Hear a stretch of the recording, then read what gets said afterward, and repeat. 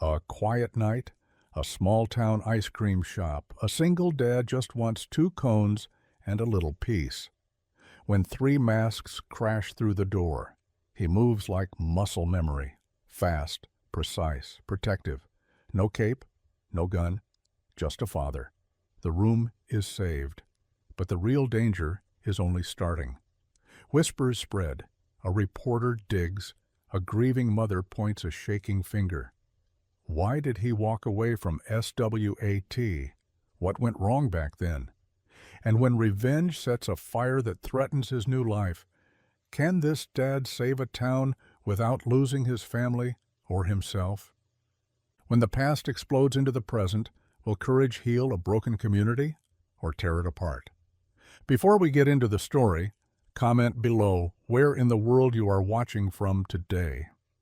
The sawdust came off David's hands in little clouds as he loaded the last plank into his truck bed. His back ached from 8 hours of installing kitchen cabinets, but the Johnsons had paid cash and thrown in a tip. That meant new school shoes for the girls next week. The drive to Mrs. Potter's took him through Maplewood's quiet streets, past the library where Grace loved story hour, and the park where Ellie had skinned both knees learning to skateboard last month. The town had wrapped itself around them these past 3 years, soft and safe, nothing like the concrete and sirens of Chicago.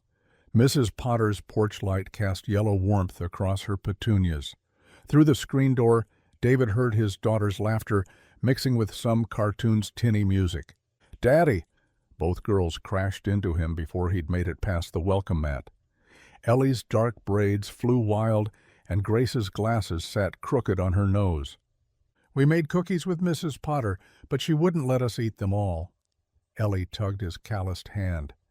"Because you already had 4 each," Mrs. Potter called from her recliner, her knitting needles clicking. "Take them before they eat me out of house and home, David." Grace adjusted her glasses and studied his face. "You look tired, Daddy."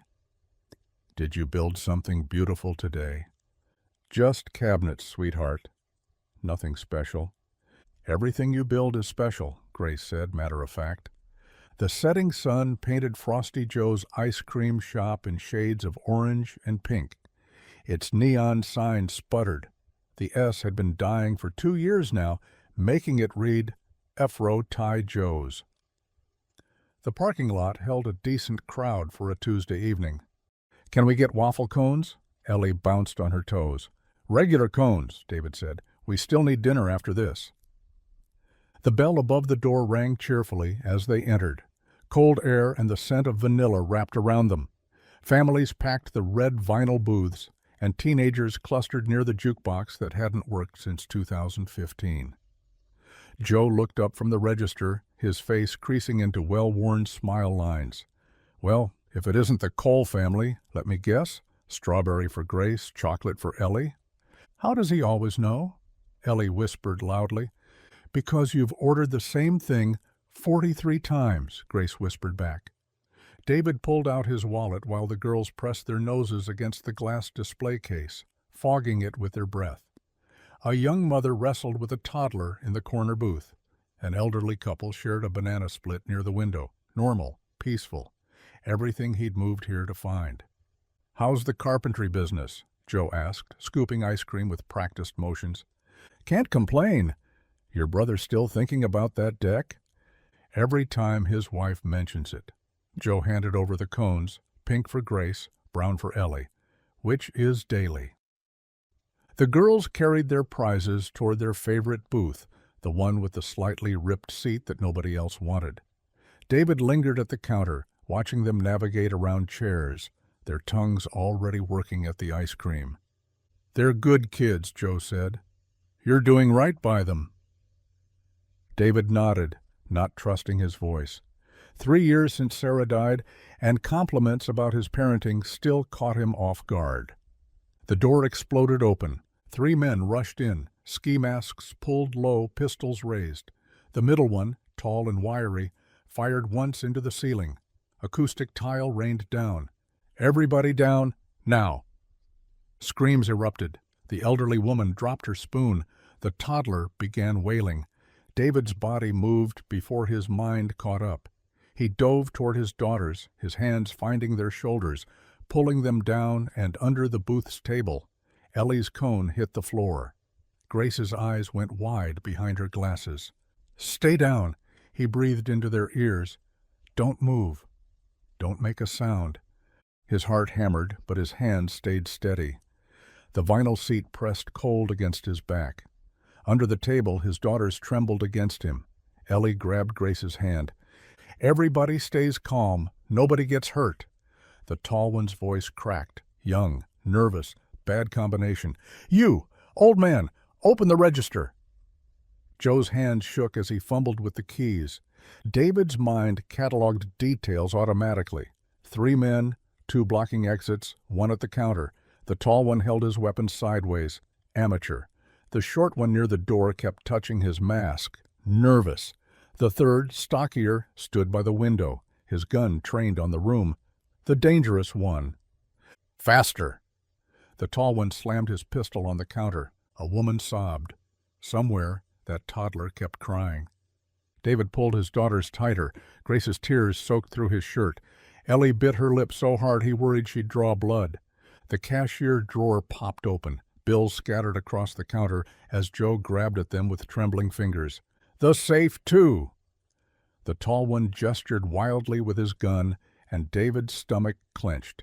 Finger on the trigger, safety off. One twitch away from tragedy. Every instinct screamed at him to act. Muscle memory from a decade of training begged to take over. The tall one had left himself exposed. 30 seconds, maybe less, and David could have him disarmed. But that meant leaving his girls. Under the table, small fingers found his hand. "Everything in the register." The tall robber's voice pitched higher. "And stop looking at me." Joe's hands fumbled with 20s and 10s, shoving them into a plastic Frosty Joe's bag. Behind him, Amy, the 16-year-old who worked Tuesday nights, pressed herself against the soft serve machine. The short robber waved his gun at her face. "You got a phone? Where's your phone?" I don't," Amy's voice broke. "Don't lie to me." David's jaw clenched. Under the table, he kept one arm around each daughter, their small bodies pressed into his ribs. "Listen to me," he whispered, lips barely moving. "Keep your eyes closed. Count to 100 in your heads, nice and slow." Grace's tears dripped onto the checkered floor. "Daddy's right here. Nobody's going to hurt you. Start counting." The stocky robber by the window shifted his weight every few seconds. Left foot, left foot. His gun hand dipped each time, sloppy. The short one kept yanking at his mask where it bunched around his neck. Every pull took his eyes off the room for half a second. The tall one at the counter bounced on his heels, all nervous energy. His finger hadn't left the trigger. David's hand found the water glass on their table, half full, sweating condensation in the summer heat. He shifted his weight slowly, carefully. "Where's the safe?" The tall one leaned over the counter. "I know you got a safe." It's in the back office," Joe stammered. "But I don't have the combination." "Only the owner." "You are the owner." David flicked the glass with his knuckle. It rolled off the table, shattering on the floor. All 3 robbers spun toward the sound. "What was that?" The short one started toward their booth, gun raised. "Someone moving over there?" David waited. 3 steps. 2 steps. The robber rounded the booth's corner, gun first. David's hand shot up, grabbed the wrist, twisted hard. The gun clattered across the floor. Before the man could shout, David's other hand clamped over his mouth, pulling him down behind the booth. A precise strike to the carotid artery. The robber went limp. David lowered him silently to the floor, then glanced at his daughters, still under the table, eyes squeezed shut, Grace mouthing numbers. "Hey!" the stocky robber called out. "Marcus, what are you doing?" David grabbed the unconscious man's mask, pulled it off. Young face, maybe 20. He yanked the ski mask over his own head. "Just checking something," David called back, pitching his voice rough. He stood slowly, keeping his body angled away. The stocky robber had already turned back to watch the crowd. The tall one stayed focused on Joe. David moved along the wall, head down. The restroom hallway waited 10 feet away. He let his foot catch a chair leg. The scrape drew the stocky robber's attention. "Marcus, what are you—" "That's not Marcus." The stocky robber rushed toward him. David backed into the hallway, letting the man follow. The narrow space worked in his favor. The robber rounded the corner, gun raised. David grabbed the mop propped against the wall, swung hard. The wooden handle caught the man across the temple. He crumpled. "Ray! Ray!" The tall robber's voice cracked with panic. He grabbed Joe by the collar, dragged him around the counter, gun pressed to the old man's temple. "Where are they?" "What's happening?" David pulled off the ski mask, stepped back into the main room, hands visible but ready. "They're fine. Just taking a nap." "Stay back. I'll shoot him." Joe's eyes bulged. The families huddled lower in their booths. Amy sobbed behind the counter. "Look at me," David said, voice steady as a heartbeat. "What's your name?" "Shut up."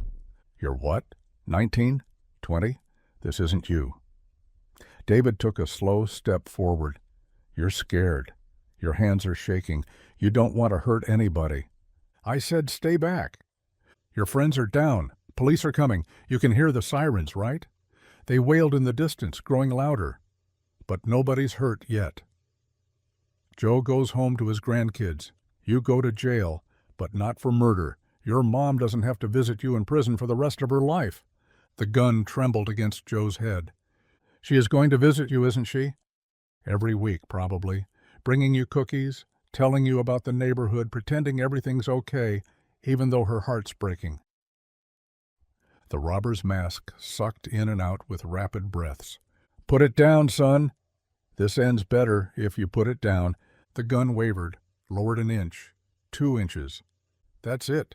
Nice and easy." The weapon clattered to the floor. The robber's knees buckled. Joe scrambled away, gasping. Red and blue lights flooded through the windows. Car doors slammed outside. "Daddy!" Ellie and Grace rushed from under the table, slamming into David's legs. He dropped to his knees, gathering them close, their small hands clutching his shirt. "You're a hero, Daddy!" Ellie's voice rang through the shop. Around them, people emerged from their hiding spots. The elderly couple clutched each other. The young mother rocked her toddler. Amy slumped against the counter, tears streaming. "Just like Mom said," Grace whispered into his shoulder. "You protect people." David held them tighter as uniformed officers poured through the door, their shouts filling the air. He breathed in the scent of his daughter's shampoo, felt their hearts beating against his chest. Not a hero, just a father. But for now, that was enough. The officers moved through Frosty Joe's like a well-rehearsed dance. 3 robbers face down on the floor, hands zip-tied behind their backs. The tall one kept mumbling about his mother. The stocky one groaned, holding his head. The short one stayed unconscious until an officer shook him awake. "Clear the scene, folks. Everyone needs to give statements." The sergeant's voice cut through the chatter, but nobody moved far. David tried to guide his daughters toward the door, but a wall of people pressed in. That was incredible. A man in a Maplewood Hardware shirt pumped David's hand. "Never seen anything like it." "Got the whole thing on video." A teenager waved her phone. "You went all ninja on them." More phones appeared, their little red recording lights blinking. David pulled the girls closer. "How'd you know what to do?" Mrs. Chen from the flower shop pushed forward. "You moved like a soldier," her husband finished. David's throat tightened. The crowd pressed closer, their voices overlapping. "Please, we just need to get home." He tried to move, but more neighbors blocked the path.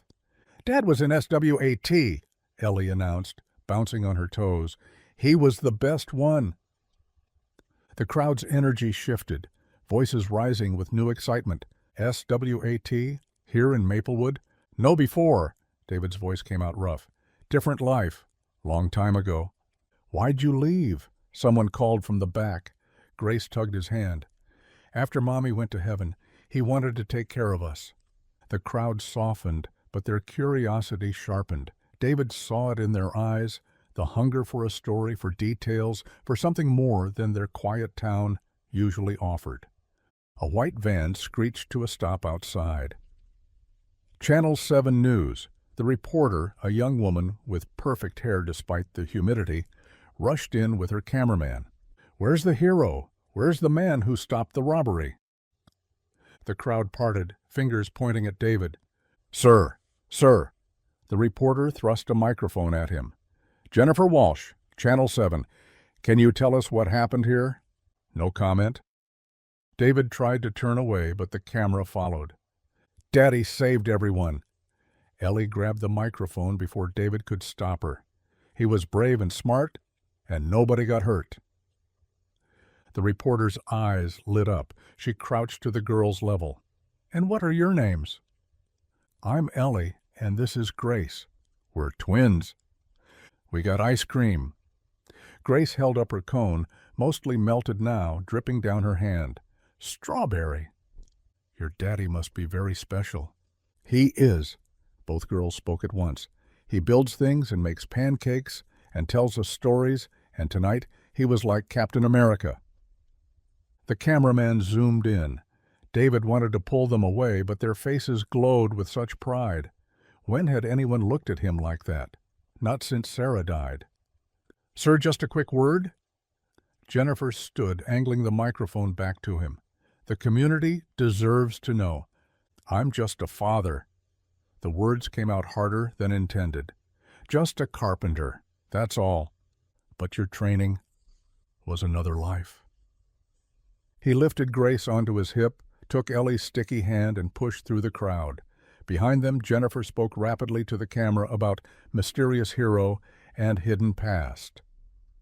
The drive home took 5 minutes, but felt like hours. Every stoplight, someone honked and waved. At the gas station, Mr. Patel rushed out to shake his hand.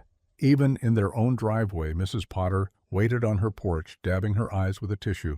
"David Cole, you beautiful man. I always knew you were special." He waved weakly, herded the girls inside. The pizza from yesterday sat in the fridge.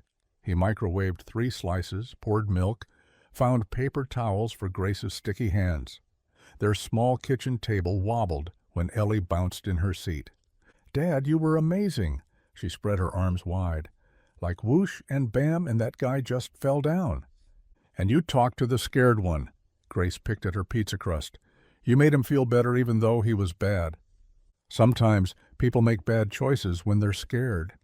But you weren't scared at all." David's hand stilled on his water glass. He'd been terrified. Every second. Terrified they'd hurt his girls, hurt Joe, hurt anyone. Terrified his rusty skills would fail. Terrified of becoming the person he used to be. "Everyone gets scared, sweetheart." "Not superheroes," Ellie said firmly. "Especially superheroes." They chattered through dinner, retelling the story with new embellishments each time. David half listened, nodding when needed. His phone buzzed constantly, texts from numbers he didn't recognize. He turned it face down. Bedtime came as a relief. Fresh pajamas, teeth brushed, faces washed. He tucked them into their matching twin beds, pulled the quilts Sarah had sewn up to their chins. "Daddy," Grace's voice, small in the dark. "Are you going to be a policeman again?" "No, baby. I'm just going to be your dad." "Good," she yawned. "I like you being our dad." He kissed both foreheads, closed their door halfway. Never all the way. They didn't like the full dark. The house settled into quiet. David grabbed a beer from the fridge, walked out to the front porch. The old wood creaked under his weight. Somewhere down the street, a dog barked. Normal sounds, safe sounds. But his hands shook as he lifted the bottle. "That life is over," he whispered to the empty street. "Sarah, I promised you, no more violence, no more danger, just raise our girls safe and quiet." A car drove past, slowed. The driver honked twice, gave a thumbs up through the window. David sank deeper into the shadows of the porch. Tomorrow, this would pass. Tomorrow, he'd go back to measuring boards and hammering nails. Tomorrow, Maplewood would find something else to talk about. But tonight, his phone kept buzzing. Tonight, the street light caught the news van still parked outside Frosty Joe's. Tonight, The whole town knew exactly who David Cole used to be. David woke to muffled giggles and thumps from the girls' room. Through the thin wall, he heard Ellie's dramatic voice. "Get down!" Nobody move. Followed by Grace's quieter, "You're safe now, Mr. Bear." He found them in their pajamas, stuffed animals scattered across the floor. Ellie held her teddy bear in what she thought was a chokehold. Grace cradled her rabbit, whispering comfort. "Morning, heroes." They jumped, then ran to him, bare feet slapping the hardwood. "We're practicing being brave like you." Breakfast first, bravery later. Downstairs, he assembled lunches. Peanut butter for Ellie, turkey for Grace, apple slices for both. The radio droned from the counter.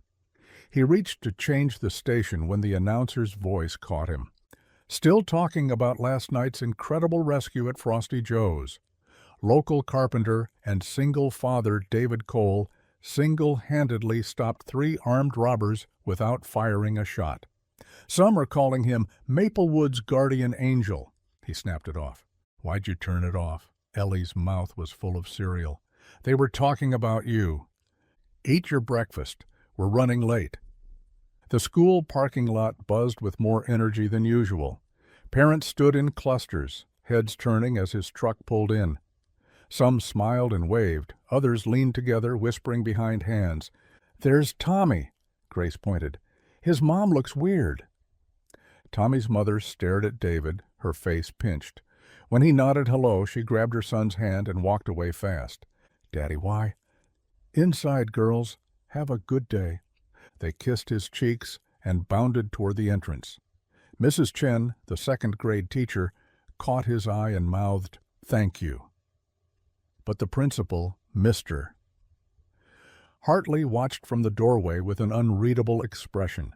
David drove toward the Mitchell's renovation site, taking back roads to avoid Main Street.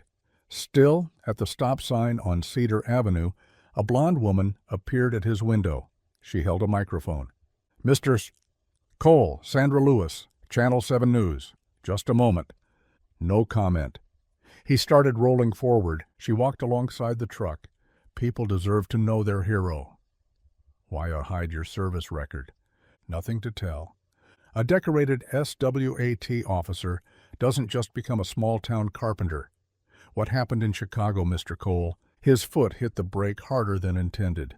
In the mirror, Sandra's eyes gleamed with interest. Why would a former SWAT officer hide away here? Her voice carried through the glass. "What are you running from?" He drove off, leaving her standing in the street. The Mitchell house stood half-built on Oak Ridge Road. David parked beside Jerry's van, grabbed his tool belt. Maybe hammering something would clear his head. Jerry looked up from the sawhorse. "Local celebrity graces us with his presence." "Not you, too." "Man, you were all over Facebook last night. My wife sent me like 10 videos. Jerry's grin faded, though some comments got pretty heated. David aligned a 2x4, focused on the measurement. "People talk." "Yeah, but—" Jerry lowered his voice. "Someone mentioned Chicago. Said your team was in the news few years back. Something about excessive force?" The hammer slipped, barely missing David's thumb. "That true?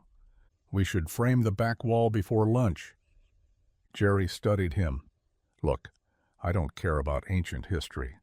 But folks here, they get nervous about violence, small town and all. There was no violence last night. I know that. You know that. But scared people don't always think straight."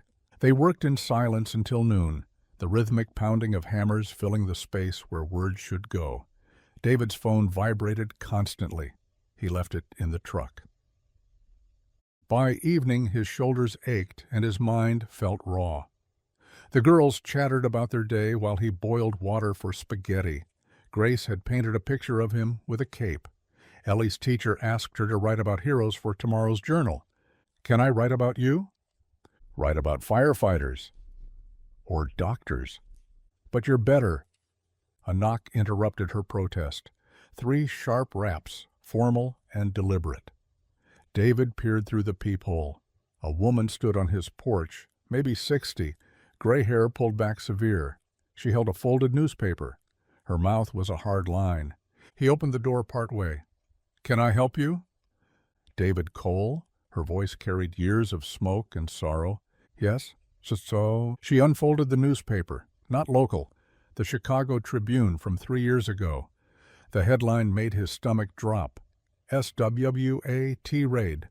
Leaves 2 officers dead. Questions unanswered. My son was Marcus Webb. Each word fell like a stone. Officer Marcus Webb. He died following your orders. Behind him the girls had gone quiet. He could feel them listening from the kitchen doorway. The woman's eyes were dry but devastated. "I saw you on the news. Everyone calling you a hero, but I know better."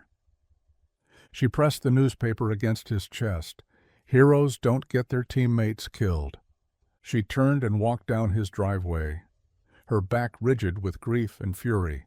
David stood frozen, the newspaper crumpling in his grip, while behind him Grace whispered, "Daddy, who was that lady?" David's hand trembled as he closed the door. The newspaper felt like lead in his grip. "Daddy?"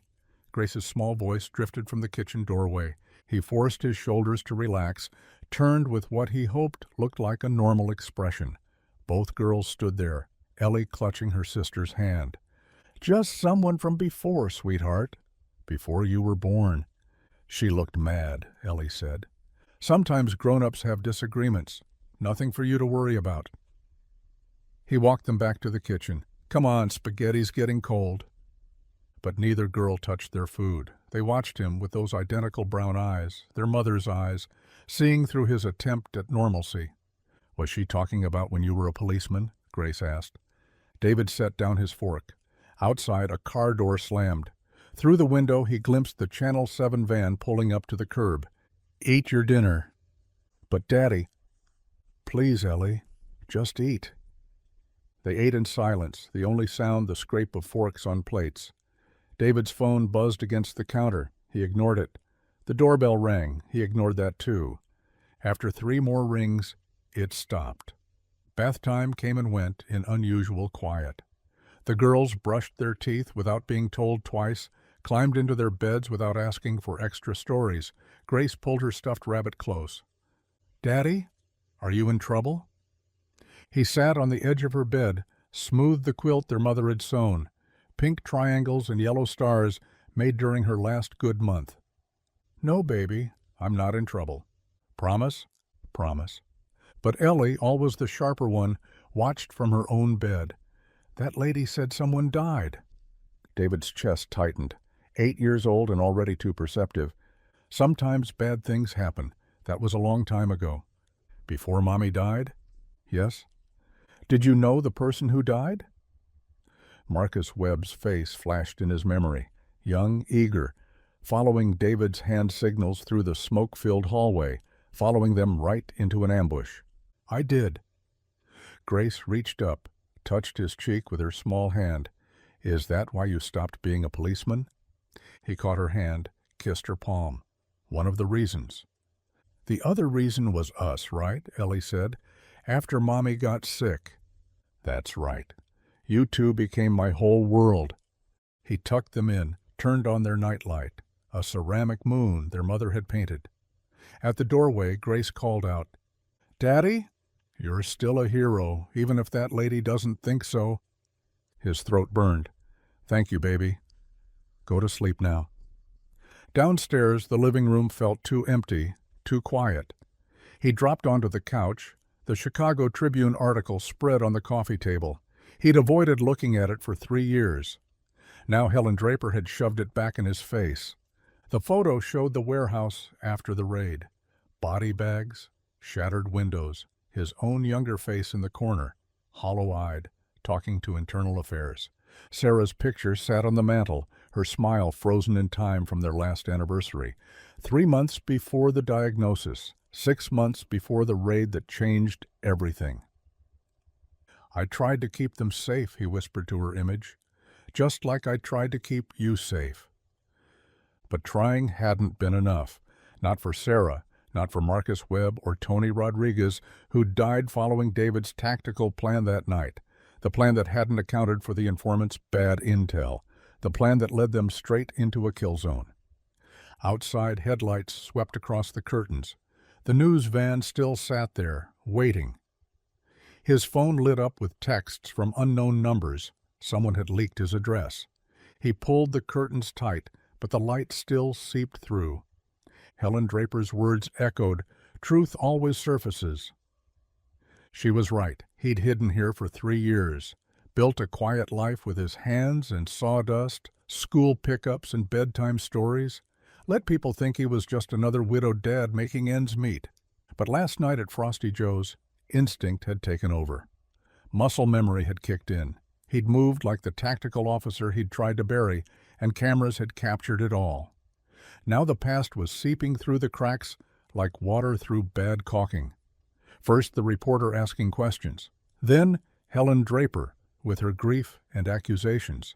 Tomorrow there'd be more.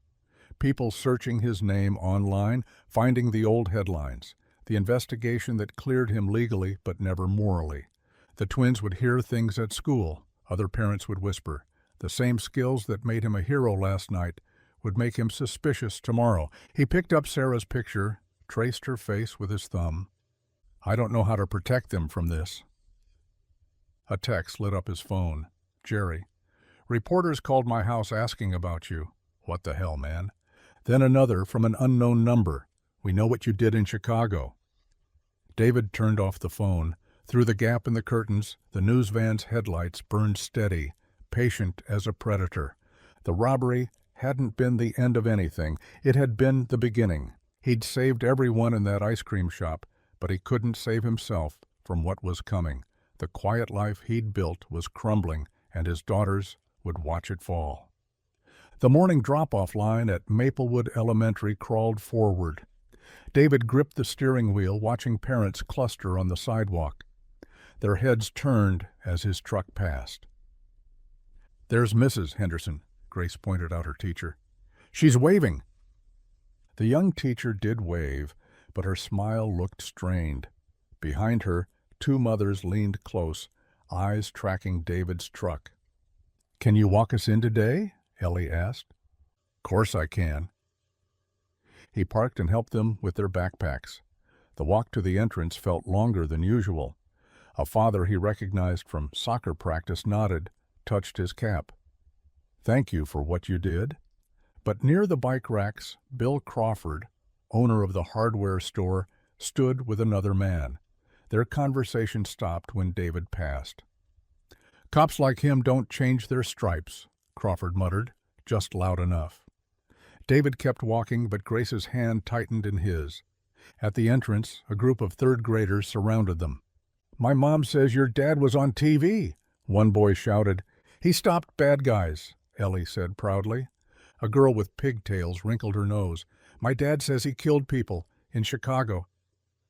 Grace's face crumpled. She pressed against David's leg. "That's enough." Mrs. Henderson appeared, ushering the children inside. She glanced at David, something unreadable in her expression. "Girls, let's get to class." Ellie squared her shoulders, took Grace's hand. But Grace looked back, eyes wet. "It's okay, baby," David said. "Have a good day, Betty." They disappeared into the building. David stood there, watching other parents steer their children wide around where he stood. The drive to Perkins Construction took him past Miller's Grocery. He needed coffee, milk for tomorrow's breakfast. The parking lot was half empty this early. Inside, he grabbed a basket, moved through the aisles. Normal Tuesday morning, normal shopping. But the cashier, a kid named Tommy he'd bought lumber from, wouldn't meet his eyes. "That'll be $12.50. David handed him a 20. While waiting for change, a voice spoke behind him. "Mr. Cole." What a coincidence. Sandra Lewis stood there. No camera crew this time, just her phone and that reporter's smile that didn't reach her eyes. Miss Lewis. "Just doing my weekly shopping." She held up a single apple. "Funny how our paths keep crossing." David pocketed his change, picked up his bag. "I've been doing some research," she continued, following him toward the exit. The Garfield Park raid. 3 officers dead, 2 suspects. Faulty intelligence, they said. Ancient history. Not to Helen Draper, not to the families. You led that team, didn't you? David pushed through the door. She stayed with him. The official report cleared you, but there were questions. Why did you ignore the abort signal? Why did you... I didn't ignore anything. The words came out harder than intended. The signal came too late. We were already inside. Some say you pushed too hard, that you wanted the bus too badly. David stopped at his truck, turned to face her. Some say a lot of things. Help me understand your side. Give me an interview. Control the narrative before... Before what? She shrugged. Before others control it for you. This is a small town, Mr. Cole people talk. Let them. He got in his truck, but she leaned against the window. Your daughters go to Maplewood Elementary, right? Kids can be cruel when they hear things. Ice filled his chest. Stay away from my girls. I'm not the one they need protection from. It's the rumors, the half-truths. I can help. David started the engine, pulled away. In the mirror, Sandra Lewis stood in the parking lot already typing on her phone. Work passed in a blur of measurements and saw cuts. Jerry kept the other guys away, but David caught their glances. By lunch, everyone had heard something. By 3 o'clock, he'd had enough. Take the rest of the day, Jerry said. This'll blow over. But they both knew it wouldn't. At home, David started dinner early. Grilled cheese, tomato soup, comfort food. The girls' favorite. They came through the door quieter than usual, backpacks dragging. How was school? Fine, Ellie said, but didn't elaborate. Grace climbed onto a kitchen stool, watched him butter bread. Madison said her mom won't let her come to our house anymore. The spatula stopped moving. And Tyler called Daddy dangerous, Ellie added, anger flashing. I told him to shut up, but Mrs. Henderson made me apologize. David flipped the sandwich, kept his voice steady. Sometimes people say things they don't understand. But why? Grace's voice cracked. You saved everyone. You're good.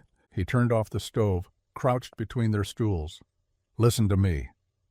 Both of you, I want you to be proud of who you are and whose daughters you are, no matter what anyone says.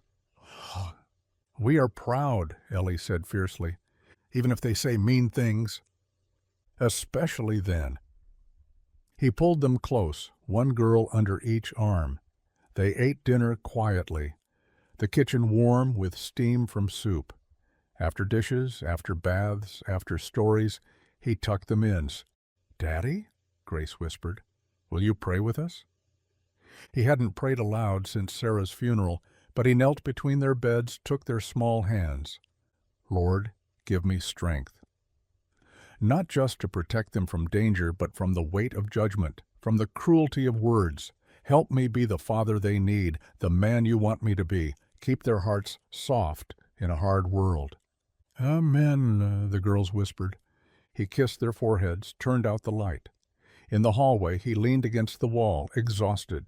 The world outside was sharpening its teeth.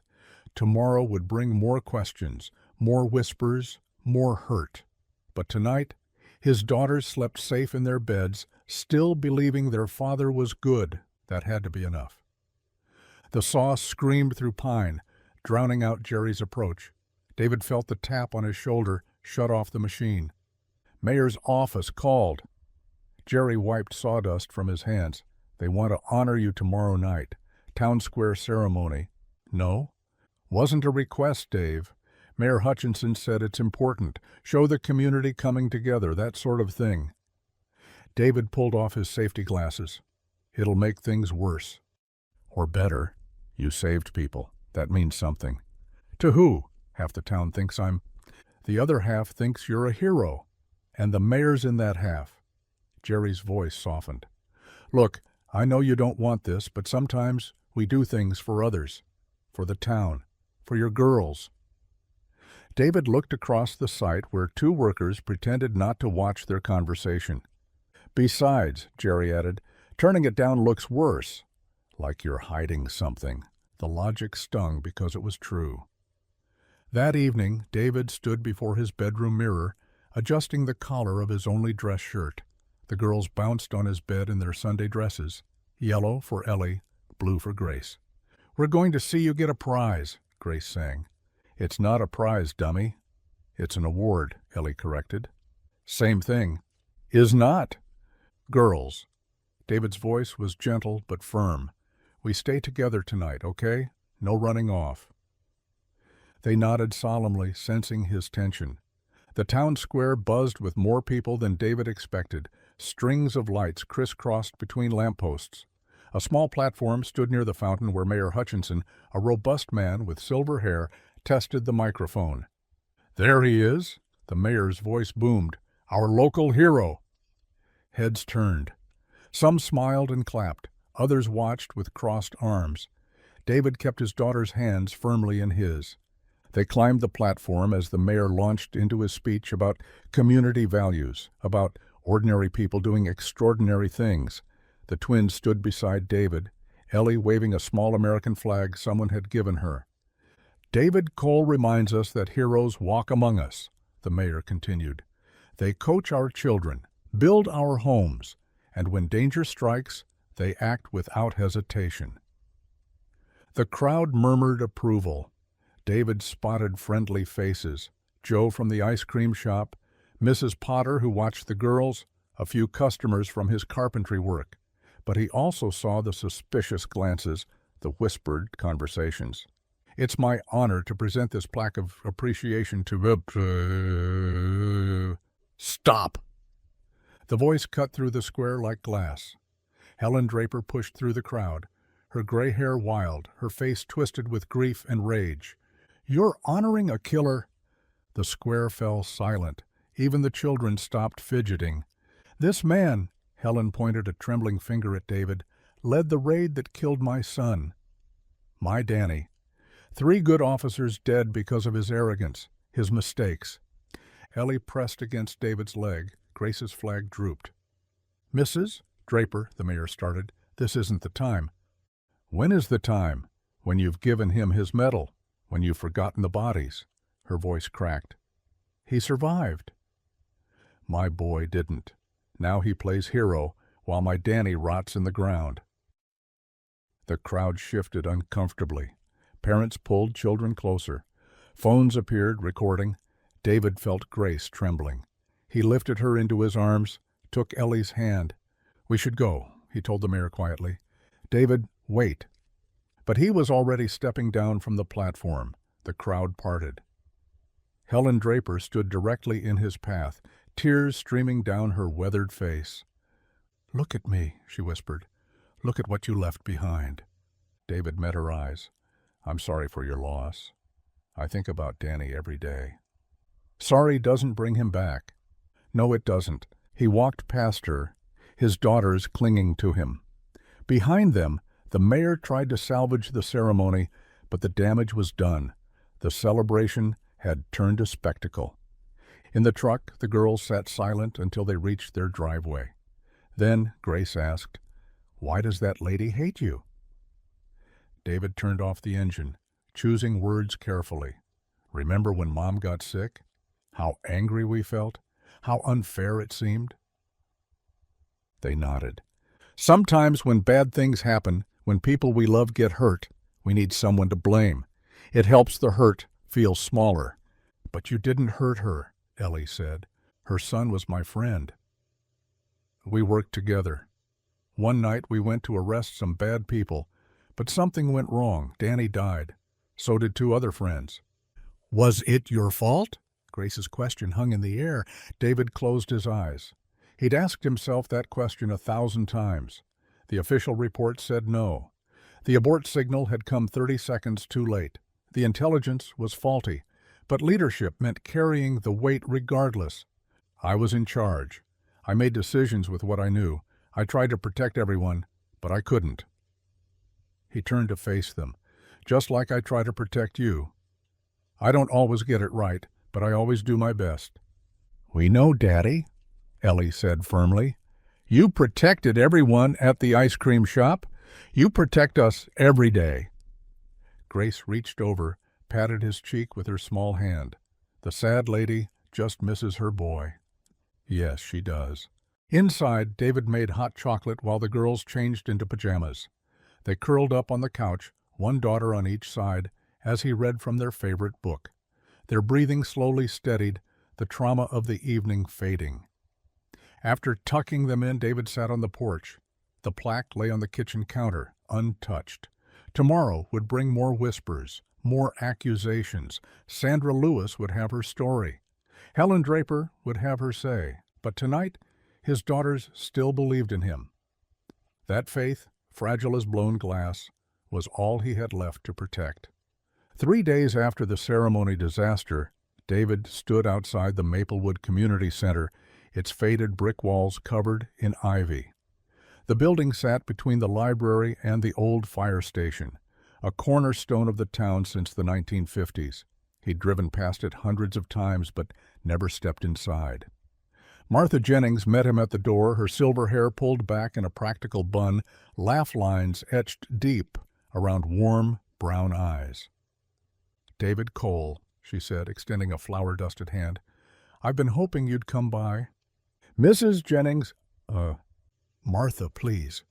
Mrs. Jennings's was my mother-in-law, and Lord knows one of her in this world was enough. Despite everything, David found himself almost smiling. "I saw what happened at the ceremony," Martha continued, leading him through hallways lined with children's artwork. "Helen Draper's pain doesn't define you. Neither does this town's gossip." They entered a gymnasium where basketballs echoed against worn hardwood. A group of teenage boys lounged on bleachers, all attitude and untucked shirts. "These gentlemen," Martha announced, "need direction. They're good kids choosing between bad options. Gang recruiters circle them like vultures." David studied the boys, 14, maybe 15 years old, defensive postures, wary eyes. He recognized the look. Kids on the edge, one bad decision from falling off. "What makes you think I can help?" "Because you know what real strength looks like, not the kind that hurts people, but the kind that protects them." One boy, taller than the rest with a fresh bruise on his jaw, scoffed. "We don't need no cop telling us nothing." "Good thing I'm not a cop then," David said. "Just a carpenter who knows a few things about keeping himself safe." "Like at the ice cream shop?" another boy asked, genuine curiosity breaking through his tough facade. "Something like that." Martha left them to it. David started simple: stance, balance, awareness. Not how to throw punches, but how to avoid needing to. The boys resisted at first, too cool to care. Then David demonstrated a basic defensive move, redirecting the biggest kid's shove into thin air. The boy stumbled, confused. "Power isn't about muscle," David explained. "It's about control. Of yourself first, situation second." By the session's end, they were practicing holds and breaks, focused entirely on technique rather than dominance. The next afternoon, David brought Ellie and Grace. While he worked with the boys, his daughters colonized the sidewalk outside with chalk, creating elaborate hopscotch patterns and rainbow dragons. Other children drifted over, drawn by their cheerful chatter.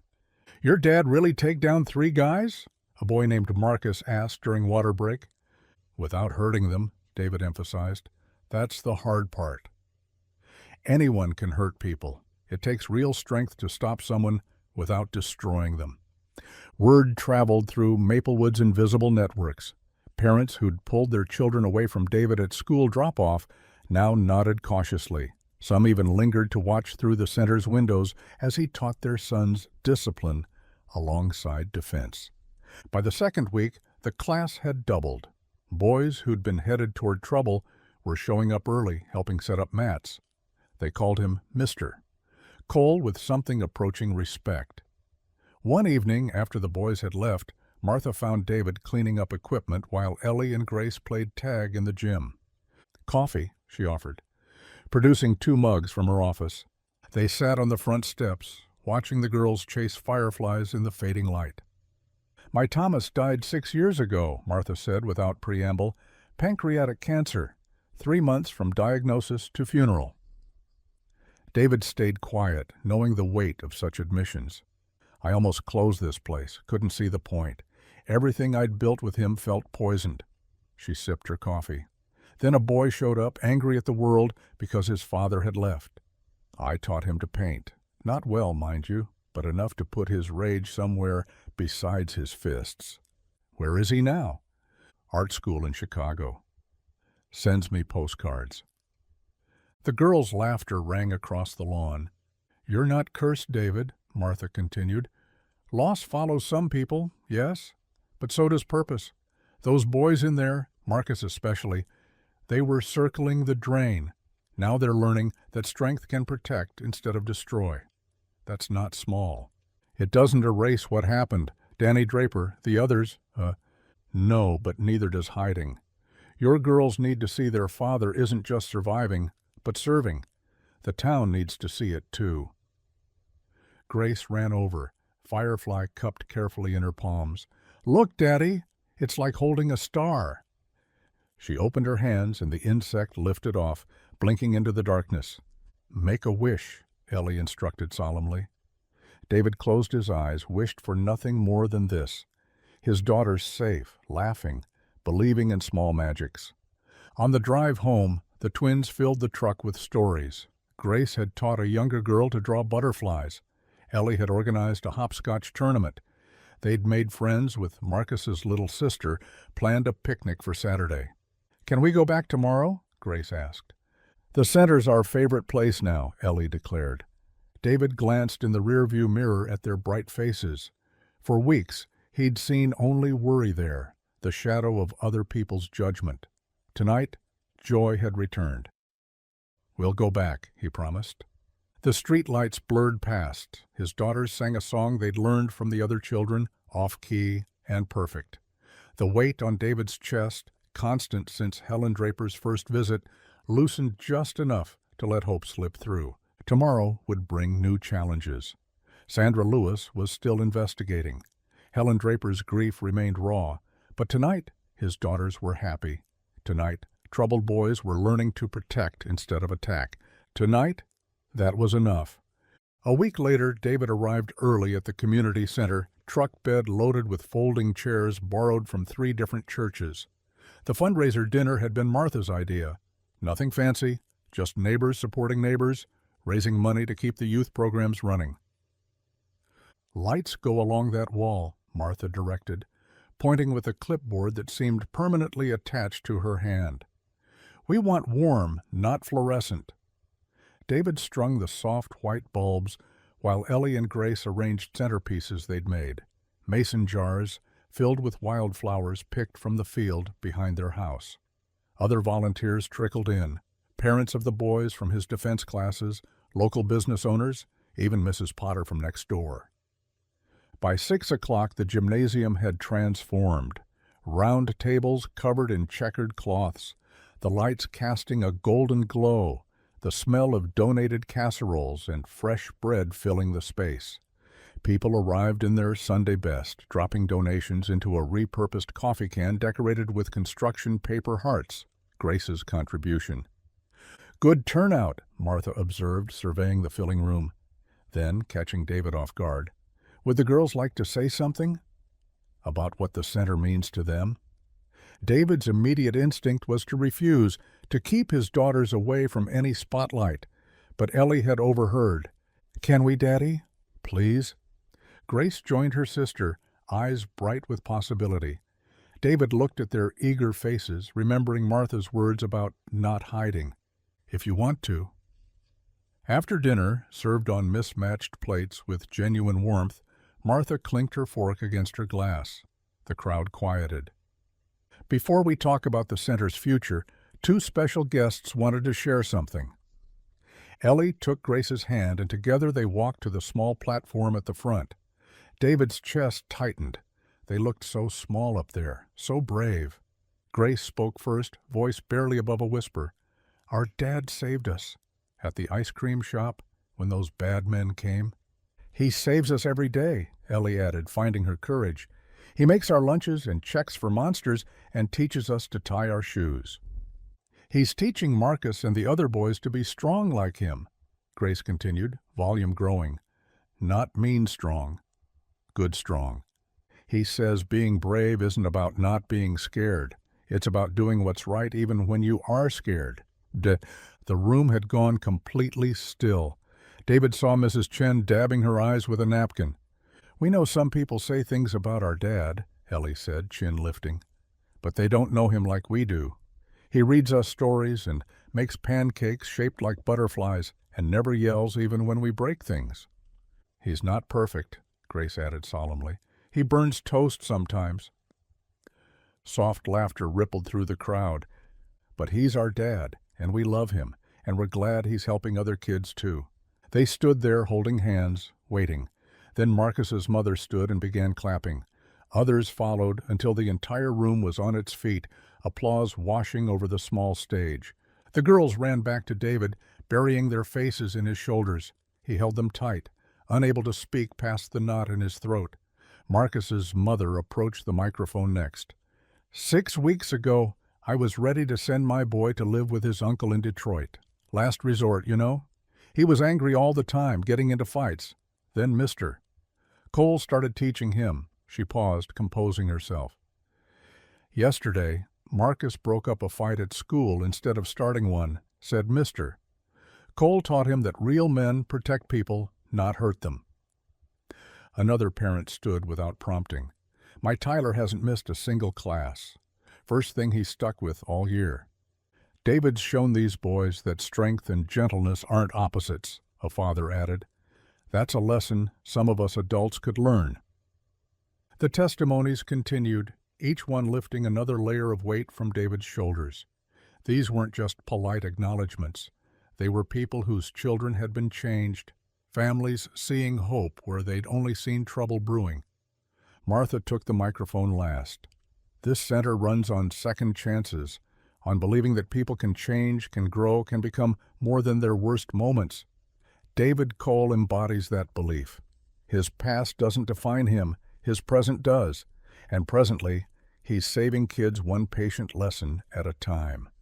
The applause this time was thunderous. After cleanup, the parking lot slowly emptying, Martha pulled David aside. "Your story isn't one of shame," she said firmly. "It's one of second chances. Own that." At home, David made hot cocoa while the girls changed into pajamas. They sat around the kitchen table, mugs warming their hands, marshmallows forming sweet islands in the chocolate. "Were we okay?" Grace asked anxiously. "We didn't mess up?" "You were perfect, both of you." "Marcus's mom cried," Ellie observed. "Happy tears, though." "Lots of happy tears tonight," David agreed. They talked about the dinner, the speeches, the dessert table that Grace had visited 3 times. Their laughter bounced off the kitchen walls, filling the small house with warmth. After tucking them in, David stood in his doorway, listening to their sleepy whispers through the wall. The weight he'd carried since the robbery, since Helen Draper's accusations, since the news vans, it hadn't disappeared, but it had shifted, making room for something else. "Maybe," he whispered to the darkness, "maybe we can have this." A future free of shadows seemed impossible, but a future where shadows didn't define them, where light pushed back against darkness, that felt within reach. 2 nights after the fundraiser, David wiped down the practice mats while the last of his students filed out. Through the window, he watched Marcus bump fists with Tyler before climbing into his mother's car. The transformation in these boys still amazed him. "Daddy, look," Grace called from the corner table where she and Ellie were coloring. "I drew you teaching Marcus the blocking move."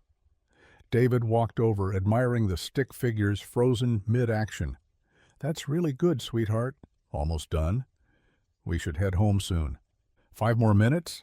Ellie pleaded, not looking up from her intricate butterfly drawing. 5 minutes." He returned to stacking chairs, humming under his breath. The center felt peaceful in the evening quiet, just the scratch of crayons and distant traffic. Through the front window, streetlights cast orange pools on the empty sidewalk. A dark sedan sat across the street, engine running. David's hand stilled on a chair back. The car hadn't been there 10 minutes ago. No stores open on that side. No reason to idle there. The passenger window rolled down. "Girls, come here." His voice stayed calm, but carried an edge that made both daughters look up immediately. Glass exploded inward. 3 flaming bottles arced through the windows, trailing fire like falling stars. They shattered against the floor, liquid flame spreading instantly across the old wood. "Daddy!" Ellie screamed as orange light erupted around them. David crossed the room in 3 strides, scooping both girls into his arms, smoke already thickening, black and acrid. The main exit blocked by a wall of flame. "Close your eyes. Hold your breath." He kicked open the side door, stumbling into the alley, set the girls down against the far wall. "Stay here. Don't move." "Where are you going?" Grace sobbed. "There are other kids inside. I'll be right back." He plunged back through the door. The main hall was an inferno, flames licking up the walls, devouring Martha's carefully hung photos of past youth programs. In the back room, he found 2 teenagers who'd been cleaning up, Roberto and James, frozen with terror. "This way. Move." He shoved them toward the side exit, then remembered the supply closet where little Amy Chen sometimes read while waiting for her brother's class to finish, found her curled in the corner, crying, "I've got you." He carried her out, lungs burning, eyes streaming, made one more sweep, checking bathrooms, the tiny kitchen. The roof groaned overhead. Burning debris crashed down where he'd stood seconds before. Outside, chaos. Parents arriving for pickup screaming their children's names, neighbors running with buckets, garden hoses, anything. David deposited Amy into her mother's arms, then grabbed a hose from Mr. Peterson. "It's too far gone," the old man shouted. But David kept spraying, attacking the flames like they were something he could defeat with enough will. Martha appeared beside him, tears cutting tracks through the soot on her face, holding another hose. Sirens finally split the night. Fire trucks roared in, firefighters jumping down with professional efficiency. "Everyone back! Clear the area!" David found his daughters where he'd left them, Grace in Ellie's arms, both trembling. He pulled them close, feeling their small bodies shake with coughs and sobs. "Is everyone out?" a firefighter demanded. "Yes, I checked every room." They watched the professionals work, hoses turning the fire into steam and smoke. But the damage was done. The roof collapsed with a sound like thunder. The walls folded inward. In less than an hour, the Maplewood Community Center was a skeleton of blackened beams and memories. Sheriff Dawson arrived, notepad out, face grim. He pulled David aside while the girls clung to Martha. "That sedan? Did you get a look at the plates?" "Too dark. But Sheriff?" David's voice dropped. The timing. Right after the fundraiser made news, right after people started accepting me. You thinking what I'm thinking? The robbers from the ice cream shop. Someone connected to them.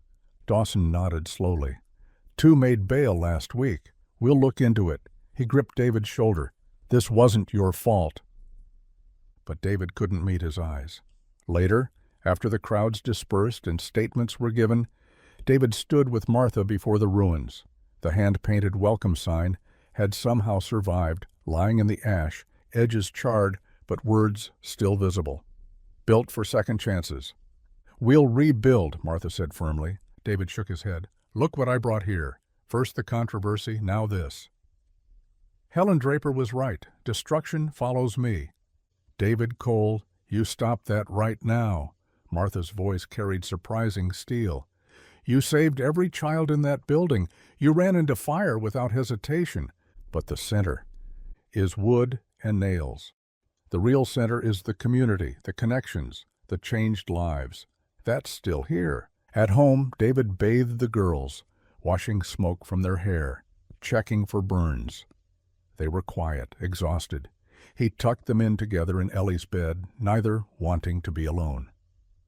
"The center's really gone?" Grace whispered. "Yes, sweetheart."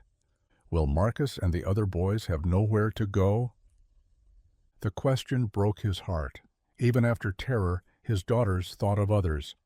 We'll figure something out. After they finally slept, David sat in the living room in darkness. Through the window, he could still see the glow from the fire scene. His phone buzzed with messages. Parents thanking him for saving their children, Martha insisting this wasn't the end. But all he could hear was Helen Draper's voice. Truth always surfaces. The truth felt clear. He was poison. Everything he touched burned. The morning came too soon. David moved through breakfast like a ghost, pouring cereal, packing lunches, his hands going through familiar motions while his mind stayed trapped in smoke and ash.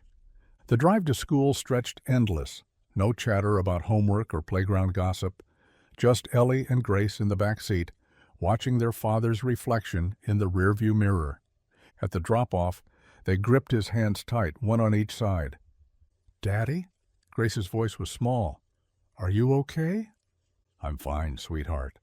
But Ellie studied him with those sharp eyes that missed nothing. "You don't look fine." He knelt down, forcing a smile that felt like broken glass. "Just tired." "You two have a good day, all right?" They hugged him longer than usual before disappearing through the school doors. At the construction site, David's hands betrayed him. The hammer felt foreign, heavy, nails bent under clumsy strikes, wood splintered where it should have joined smooth. "Cole!" His supervisor, Frank, called out, "Take 5." David sat on a stack of lumber, staring at his trembling hands. These same hands had saved lives last night, had built hope at the community center, had failed to protect it. "Heard about the fire," Frank said, settling beside him. "Also heard you got everyone out." "The building's gone." "Buildings can be rebuilt. Kids can't be replaced." David couldn't respond. Frank didn't understand. It wasn't about the building, it was about the pattern, the curse, everything he touched. That evening, the doorbell wouldn't stop ringing. Mrs. Potter from next door with a tuna casserole, the Johnsons with a pie, Roberto's mother with tamales and tears in her eyes, thanking him in broken English for saving her son. David accepted each dish, each hug, each word of gratitude, but they slid off him like rain on glass. He didn't deserve this, didn't deserve their faith. The girls ate quietly, picking at the donated food. After dinner, they spread coloring books across the kitchen table while David washed dishes, his back to them. Through the window, he could see the sunset painting the sky the same orange as last night's flames. His reflection stared back, hollow eyes, shoulders bent like they carried invisible weight. "Maybe she was right," he whispered to the glass. "Maybe I just bring ruin." Behind him, crayons stopped moving. Later, he carried them to bed, one at a time, their arms wrapped around his neck. They'd insisted on sleeping in the same room again, Grace's bed pushed close to Ellie's. As he pulled up their matching quilts, ones their mother had sewn, Ellie grabbed his wrist. "Daddy, wait." "What is it, Bug?" "Marcus called after school, from Roberto's phone. He wanted to know when you're teaching the next class." David's chest tightened. "There is no next class. The center's gone." "But you could teach somewhere else," Grace added, sitting up. "The park or the church basement or—" "Girls, it's not that simple." "Why not?" Ellie's jaw set in that stubborn way that reminded him painfully of her mother. "You always told us that when things get hard, we don't quit. Remember when I couldn't ride my bike? You said Cole girls don't give up. This is different." "No, it's not." Grace's eyes filled with tears. "Those boys need you. We need you, not just to protect us, but to show us how to be brave." "I'm not brave." The words came out raw, honest. "I'm scared all the time. Scared I'll fail you. Scared I already have." Ellie climbed out of bed and wrapped her small arms around him. "You always told us being brave doesn't mean not being scared. It means doing the right thing anyway." Grace joined the hug from the other side. "Don't stop now, Daddy." "Please." Their words cut through him sharp as truth. He held them close, breathing in the smell of their strawberry shampoo, feeling their hearts beat against his chest. These two little girls who'd lost their mother, who'd watched their community center burn, who'd been teased and frightened. and still believed in him. "I don't know if I can," he admitted. "You can," Ellie said firmly. "You're our dad. You can do anything." He tucked them back in, kissed their foreheads, turned on their nightlight, the one shaped like a star that their mother had chosen. "Sleep tight, both of you." "Daddy," Grace called as he reached the door. "Yeah? Tomorrow, can we visit Mrs. Martha? She's probably sad about the center, too." Even now, even after everything, his daughters thought of others first, just like their mother had. We'll see. In his own room, David sat on the edge of the bed, head in his hands. Ellie's words echoed, "Don't stop now, Daddy." But how could he continue when everything he built turned to ash? How could he face those boys, Martha, the community, knowing that his presence had brought destruction to their door? Through the thin walls, he heard his daughters whispering to each other, their voices carrying comfort back and forth like they were passing a treasured toy, taking care of each other, being brave for each other, just like he'd taught them. The scream of the circular saw filled David's workshop, drowning out everything else.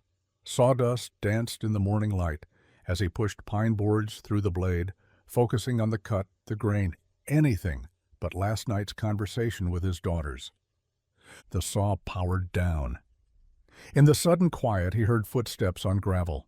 Martha Jennings stood in the doorway, her gray cardigan wrapped tight despite the warm morning. Dark circles shadowed her eyes, but her spine stayed straight. "May I come in?" David set down the board. "Of course." She picked her way through the wood shavings, running her fingers along a half-finished bookshelf. "Beautiful work."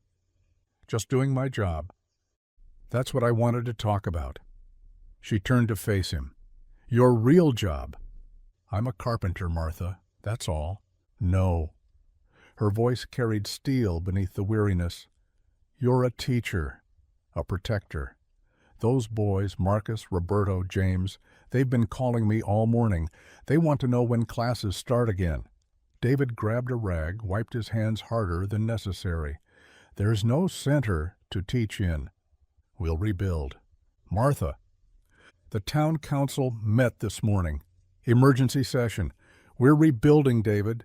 Insurance will cover some, fundraising the rest. But we need you." He shook his head, turning back to his workbench. "Find someone else. Someone whose past doesn't bring trouble." Martha stepped closer. "You think this is your fault?" "Isn't it? Those men came back because of me. The center burned because evil people do evil things." Martha's hand touched his arm. "Not because good people stand against them." "You don't understand. Everyone I try to protect," his voice cracked, "your wife's death wasn't your fault." The words hit like cold water. David stared at her. "Small town, David. People talk. Cancer took her, not you. Just like cancer took my Harold." Martha's eyes glistened. "For 2 years after he died, I blamed myself. If only I'd noticed symptoms sooner, made him see a doctor, prayed harder. But blame is a poison that kills everything good that's left. This is different." "Is it? Those boys need you, not because you're perfect, but because you're real. You've been broken, and you're still standing. That's exactly what they need to see." David sank onto a sawhorse. "I'm not standing, Martha. I'm barely crawling." "Then crawl," her voice gentled, "but crawl towards something, not away." She pulled a folded paper from her pocket. 14 families have already pledged money for the rebuild. The Murphy brothers offered free electrical work. Henderson's Hardware is donating materials. She set the paper on his workbench. "You're not alone in this." After she left, David stared at the pledge list. Names he recognized. Parents of kids he'd taught. Neighbors who'd brought casseroles. People who still believed. Sunday morning came gray and humid. David dressed the girls in their church clothes, matching blue dresses their grandmother had sent last Easter. "Do we have to go?" Grace asked, struggling with her shoes. "Yes." "But people stare." "Let them." The small white church sat on Maple Street, its steeple reaching toward heavy clouds. David hadn't been inside since his wife's funeral. The girls tugged him forward. They slipped into a back pew, but heads turned anyway. Whispers rippled. David kept his eyes forward, jaw tight. Pastor Williams, ancient and gentle, climbed the pulpit. His sermon title on the board read, "Beauty from Ashes." Friends, we've all heard about Wednesday's fire. We've all felt the loss. His eyes found David. But Scripture tells us that God's strength is made perfect in weakness. David shifted. Ellie scooted closer. "Consider the potter," Pastor Williams continued. "When a vessel breaks, he doesn't throw away the clay. He wets it, works it, shapes it anew. The second vessel, often stronger than the first." Grace's small hand found David's. We serve a God who specializes in broken things. Moses, a stutterer who became a leader. David, a shepherd boy who became a king.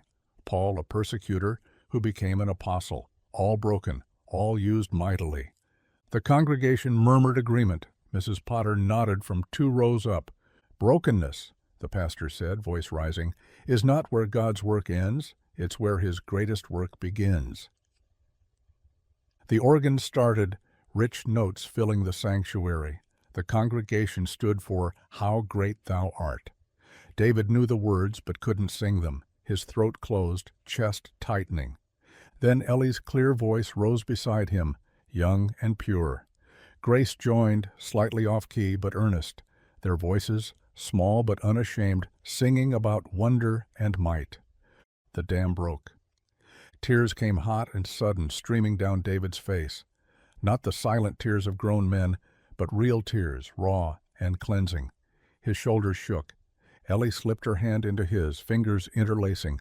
She leaned close, whispering words that would stay with him forever. "See, Daddy, we're not broken. We're just waiting for God to fix us."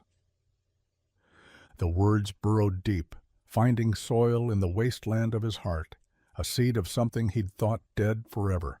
Hope. Around them, voices swelled.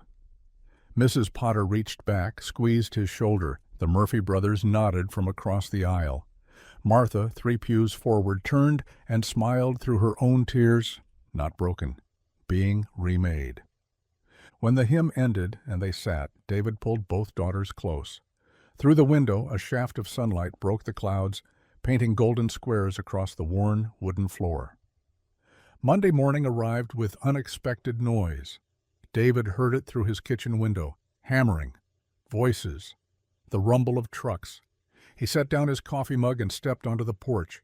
The charred skeleton of the community center swarmed with people, dozens of them. Pickups lined the street, beds loaded with lumber. A makeshift table held coffee urns and boxes of donuts. Someone had strung a banner between 2 trees, "Rebuilding Together." David stood frozen. Ellie and Grace rushed past him in their play clothes. "Can we help, Daddy?" Ellie bounced on her toes. Before he could answer, Sheriff Dawson's patrol car pulled up. The sheriff climbed out, adjusting his belt. "Morning, David." "Sheriff, what's all this?"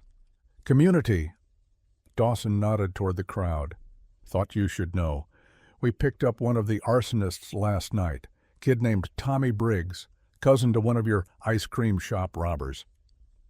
David's stomach tightened. "He talk?" "Sang like a bird. Confirmed what we suspected. This was payback for you stopping the robbery. The other 2 are still running, but we'll get them." Dawson studied the volunteers. "Funny thing about fear, David. Push people hard enough, they push back." The Murphy brothers waved from atop a ladder, already framing out a wall. Mrs. Potter directed a group of teenagers sorting nails. Even Joe from the ice cream shop was there, sleeves rolled up, hauling boards. "They're not here for me," David said. "No?" Dawson pointed where Martha stood with a clipboard, organizing crews. "That woman called every person in town, told them if they wanted a safe place for their kids, time to stop talking and start building." Grace tugged David's hand. "Come on, Daddy. They need you." The walk to the center felt like crossing a battlefield. People nodded, called greetings. David waited for the stares, the whispers. Instead, he found welcome. "David!" Tom Henderson from the hardware store beckoned him over. "Martha says you're the best carpenter in town. We're trying to figure out the load-bearing walls." David examined the plans spread on a plywood table. His hands moved without thinking, sketching corrections, pointing out improvements. Within minutes, a circle of men gathered, listening. "If we sister these joists here," David explained, "we can open up the main room more. Give the kids better space." "That'll work," Tom asked. "Did it on a church in Tennessee once, still standing 10 years later." The men dispersed with purpose.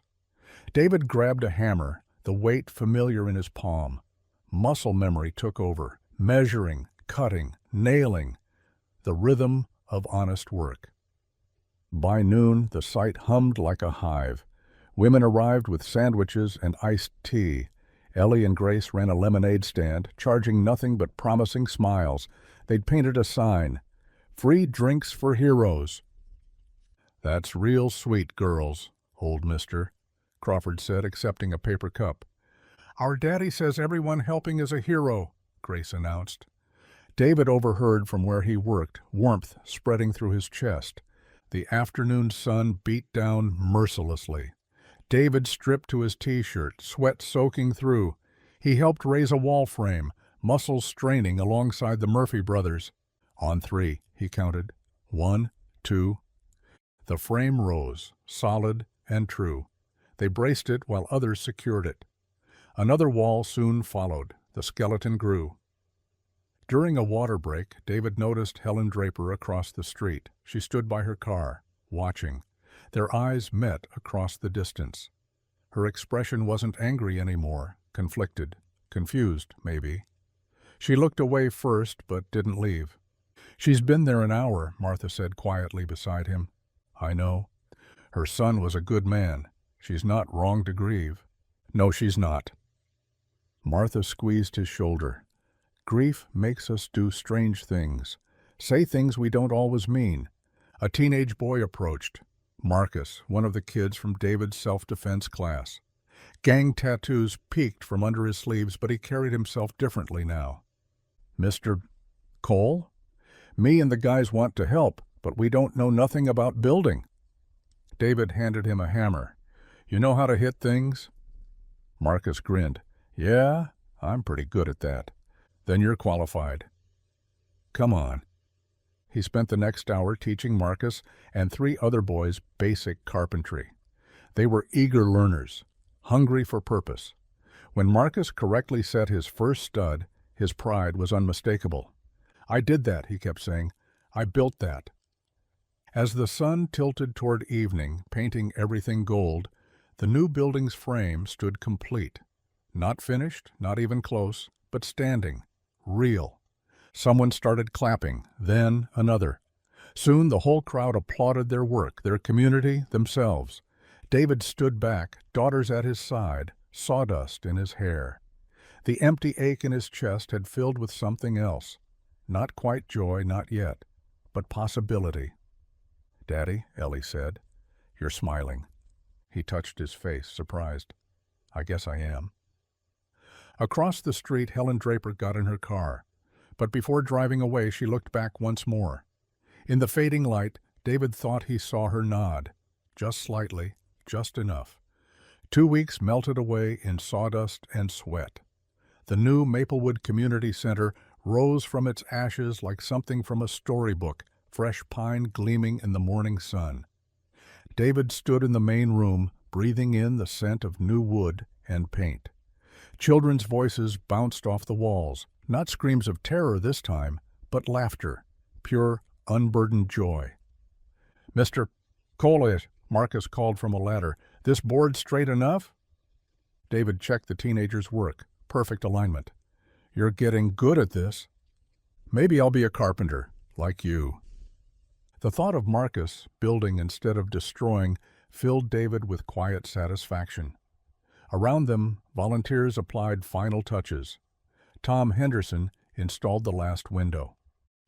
Mrs. Potter helped kids hang their artwork on fresh walls. "Daddy, look!" Grace ran up, paint smudged on her nose. "We made welcome signs." Colorful banners draped the entrance. Handprints in rainbow colors bordered messages of hope. Everyone welcome. New beginnings start here. Love lives here. Martha appeared in the doorway, her Sunday dress crisp despite the construction dust. It's time. The crowd gathered outside, larger than David expected. Half the town had come. Sheriff Dawson stood with his deputies. Joe brought his whole ice cream shop staff. Even David's boss closed the workshop early. A makeshift podium waited near the entrance. Beside it, something covered with a blue cloth, the dedication plaque. Martha stepped to the microphone, her voice carrying clearly. 2 weeks ago, we stood in ashes. Today we stand in hope. Murmurs of agreement rippled through the crowd. This building isn't just wood and nails, she continued. It's proof that darkness doesn't win. That when we stand together, we're stronger than any force trying to tear us apart. David stood at the crowd's edge. Ellie and Grace pressed against his legs. He'd tried to stay invisible, but people kept finding him, nodding, smiling. We've learned something important, Martha said, that heroes aren't people without scars. They're people who use their scars to protect others, who turn their pain into purpose. Her eyes found David. He looked down, uncomfortable with the attention. So today, we dedicate this center not just as a building, but as a promise that everyone deserves. She paused, pulling away the blue cloth. The plaque gleamed bronze in the sunlight, built for second chances. The crowd applauded. David's throat tightened. Second chances, the words he'd stopped believing in. Martha gestured for quiet. Before we celebrate, someone else would like to speak. David expected the mayor, maybe the pastor. Instead, Helen Draper emerged from the crowd. Gasps scattered through the gathering. David's stomach dropped. Ellie grabbed his hand tighter. Helen approached the podium slowly, as if each step cost her. She gripped the edges, knuckles white. Most of you know me, she began, voice shaking. Know my anger, my bitterness. The crowd stood silent, barely breathing. 3 years ago, I lost my son, Daniel. He died serving on a SWAT team during a raid that went wrong. Her voice cracked. He died alongside 2 other officers. David Cole survived. David wanted to disappear, to shield his daughters from whatever came next. I blamed him, Helen continued. It was easier than blaming God, easier than accepting that sometimes terrible things just happen. She looked directly at David. Their eyes locked across the crowd. I came to this town to confront him, to make him hurt like I hurt. But then I watched him save those children at the ice cream shop, watched him teach troubled boys to be better men, watched him run into a burning building without hesitation. Tears tracked down her weathered cheeks. My Daniel would have done the same. That's who he was. That's who they both were. Men who ran toward danger to protect others. She pulled a photograph from her pocket, holding it up. A young man in uniform smiling. This is my son. He died a hero. But David Cole? He lived as one. That's harder sometimes, living with the weight, the questions, the guilt. David's vision blurred. Grace squeezed his fingers. I've carried hatred for 3 years, Helen said. It's heavy. So heavy. Today, I want to put it down. She stepped away from the podium, walking straight toward David. The crowd parted like water. She stopped before him, this small woman who'd carried such enormous grief.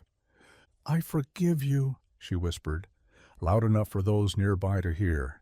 Daniel would want me to. He'd say you were his brother, that you did everything you could. David's composure shattered. I tried to save them all. I know. She reached up, touched his wet cheek. I know you did. They embraced then, this unlikely pair bound by tragedy. Helen sobbed into his shoulder. David held her like she might break, or maybe like he might. The crowd erupted. Not just applause, but tears. Cheers. A release of tension none had realized they'd been holding. When they finally separated, Helen managed a watery smile. Your girls are lucky. Their father's the real deal. Ellie and Grace rushed forward, wrapping themselves around David's waist. Told you, Daddy, Ellie said, voice muffled against him. You're a hero. The best hero, Grace added. Our hero. Martha returned to the podium, wiping her own eyes. I think that says it all. Welcome to our new beginning. The doors opened. People streamed inside, voices lifting in celebration. Someone had brought cookies. Joe wheeled in a freezer of ice cream. Children raced through the halls, their laughter medicine for wounded hearts. David stood in the doorway, watching his daughters hand out lemonade, watching Marcus show other teens his carpentry work, watching Helen Draper smile for the first time in years. Martha appeared beside him. How does it feel? He considered the question. The weight hadn't vanished, might never fully leave, but it had transformed into something bearable, maybe even useful. Like a second chance, he said. She squeezed his arm. That's what they're for, taking them. Inside, someone started music. Dancing broke out, awkward and joyful. Ellie and Grace pulled David in, spinning him between them. For the first time in 3 years, he let them. The Saturday afternoon sun painted everything gold. The new Maplewood Community Center hummed with life, basketballs thumping in the gym, piano notes drifting from the music room, children's voices echoing down hallways that smelled of fresh paint and possibility. David stood on a ladder in the lobby, electric drill in hand. Above him stretched a wooden crossbeam he'd carved himself from reclaimed oak. His fingers traced the letters etched deep into the grain. Ellie and Grace Cole, first to believe. Little to the left, Marcus called from below, one of the teens from his self-defense class. The boy had shown up every day since the fire, hammer in hand. David adjusted the beam. Perfect! The drill whirred. 1 screw, 2, 3. The beam held firm, catching the light through the window. It's beautiful, Martha said from the doorway. They'll see their names every time they walk in. David climbed down, studying his work. The twins didn't know yet. He wanted to surprise them. Dad! Dad! Ellie's voice rang from outside. Joe's here! Through the window, David saw the ice cream truck parked at the curb. Not just any truck. Frosty Joe had painted it fresh, with celebrating second chances across the side in rainbow letters. The whole town seemed to pour onto the lawn. Families spread blankets. Kids formed lines. Joe himself stood at the truck window, white apron over his usual flannel, grinning like Christmas morning. Free cones for everyone, Joe announced. My gift to the town that refused to stay down. David stepped outside into the warmth. The scene overwhelmed him. Neighbors who'd once whispered about him, now waving him over. Parents of the kids he'd mentored, shaking his hand. Helen Draper sitting on a bench teaching origami to a group of children. Sheriff Dawson approached, cone in hand. Wanted you to know, all 3 robbers took plea deals. They're going away for a long time. David nodded. He felt no satisfaction, only relief. Those men had been desperate, angry, lost. Prison might break them or remake them. He hoped for the latter. Also, Dawson continued, that reporter, Sandra Lewis, she's writing a piece, but not what you'd expect. It's about redemption, about towns that choose healing over hate. Before David could respond, 2 whirlwinds of energy crashed into his legs. Daddy! Grace held up a double-scoop cone. Chocolate and strawberry swirled together. We got your favorite. Ellie grinned beside her, her own cone already dripping down her hand. This time, no robbers, Daddy. The words hung in the air for a heartbeat. Then David laughed, really laughed from somewhere deep in his chest. He scooped them both up, one in each arm, their cones tilting dangerously. No robbers, he agreed.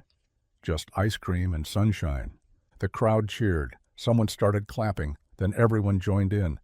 Not for him, David realized, but for all of them, for what they'd built together.